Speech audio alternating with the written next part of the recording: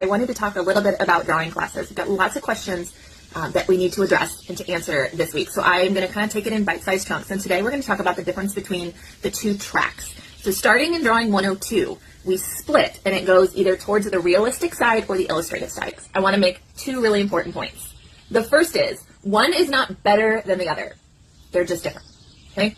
The other thing is there is a spectrum where we divide it. It's not a hard line in the sand where it's like, oh, that's illustrative, oh, that's realistic. It's a gray area. There's a lot in the middle. We're going to talk about realistic first. Now, this is a realistic class is training you to see something in real life, whether it's from photo or whether it's from life, and to do your darndest to draw it exactly as it is. It is a technical skill. What we're doing is we're working out those muscles so that we can be better technical drawers. In a realistic class, we're going to use our powers of observation. We're going to draw from photograph. We're going to draw from life. And we're going to use a variety of different drawing media. Now let's talk about that illustrative drawing class. So this class has been through a couple different names.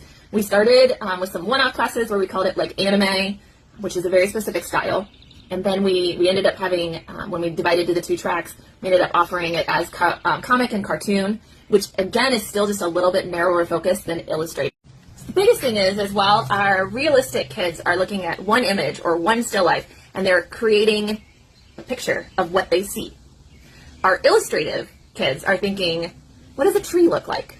And maybe they're going to look at, we still do observation. Maybe we're going to look at tons of different photos of trees. Maybe we're going to look at tons of different ways that other artists draw trees and represent trees. But then we're also going to think about, what is the personality of that tree? What is the mood that I'm trying to set? What is my own personal artistic style? And I'm going to make all those choices, and then from what I imagine, I'm going to draw a tree. Now, we still teach technical skills. We still teach technical skills like sketching very lightly, about proper inking, about line weight, about perspective, about using alcoholic markers properly. There's still some technical skills, but the actual art itself is from your brain. Illustrative artists in our classes are going to use pencil, of course. That's what we start with when we make a drawing.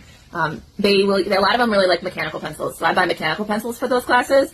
So we use pencils. We also use microns, which are an archival ink pen that we use for inking. We use Sharpies, all different widths of Sharpies. And then there's colored pencils available, and some kids love colored pencils, but the most popular coloring supply that these classes love are the alcohol ink markers.